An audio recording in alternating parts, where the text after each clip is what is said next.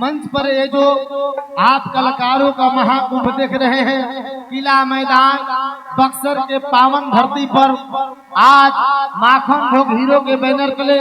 Glamour x bike के launching पर डिम्पल सिंह जी और हम सबों के बीच में बड़े भैया रितेश पांडे भैया, अरविंद अकेला, कल्लू जी, सोना सिंह जी और आर्यन बाबू और संध्या जी। सबसे नीक बात सैया किसानी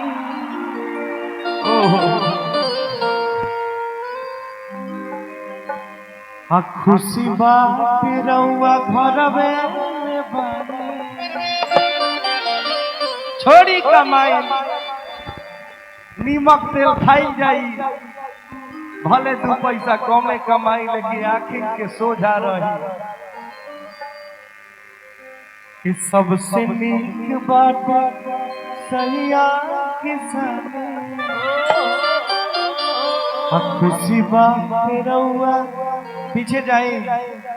तो जना के लाइट नहीं क्यों मिला थम जाना तनी एजा ठीक बा ना कि खुशी बात रउआ घरवे में बानी। अब पहले के माई बहन हमने के गाड़ी देत रही सन कि मार पड़नी रे मुंह मारो रे उहे भौजाई कहत कि मुंह मारो कमैला के ए जी बहरा में गईला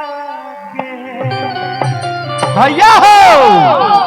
कि सबसे नीक बात सैया किसानी खुशी बात रउआ घरवे में बानी। सबसे नीक बात सैया किसानी खुशी बात रउआ घरवे में बानी। मुँह मारो कमैला ए जी बहरा में गईला मुँह मारो कमैला ए जी बहरा में गईला। अरे जियो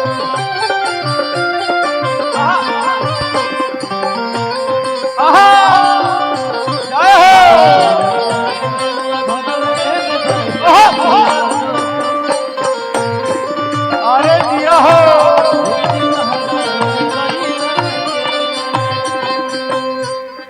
कहली हो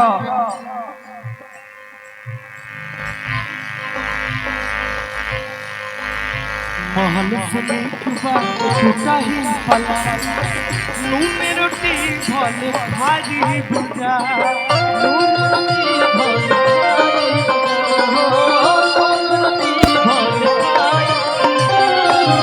अखिया के सोझा रह बुरा जा रहुआ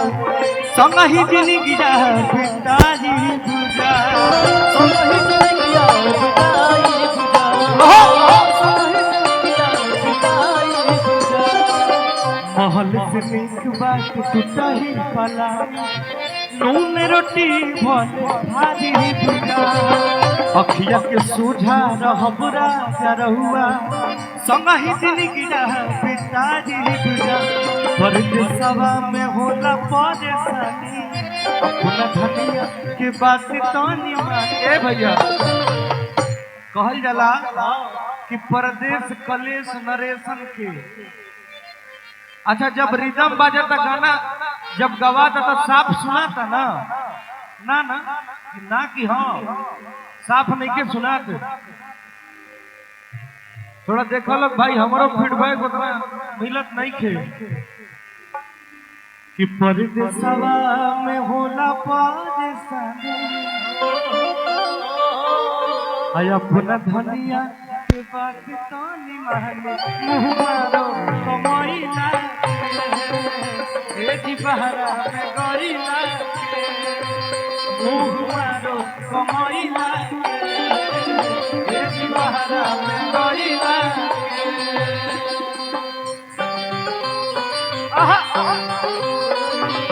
मेरी जहन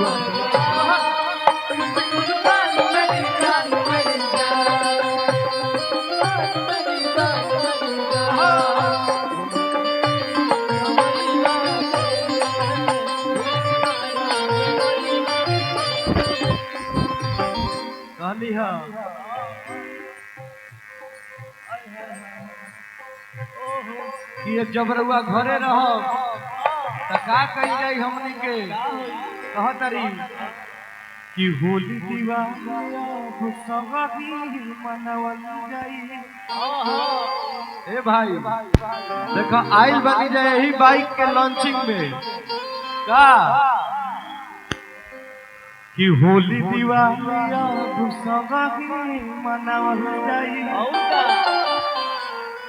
आ घूमे के दशहरा मेला आ खेती बाड़ी के जिम्मेवारी बाबूजी पड़ेला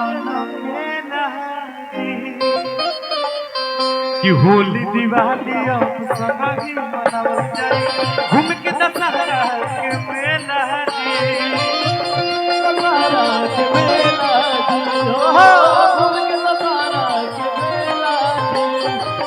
खेती बाड़ी के जिम्मेवारी बभाए खेती बाड़ी के जिम्मेवारी बभारी बाबूजी पड़ेला के नहरी बाबूजी पड़ेला के बाबूजी पड़ेला के सुनी कॉलेज बतिया के मानो सुनी कॉलेज बतिया के मानो डिम्पल के भरोसे रहता मारो कमैला के एटी बहरा में गइला के मुँह मारो कमैला के एटी बहरा में गइला के मुँह मारो कमैला के एटी बहरा में गइला के मुँह मारो कमैला के एटी बहरा में गइला के भैया हो वाह।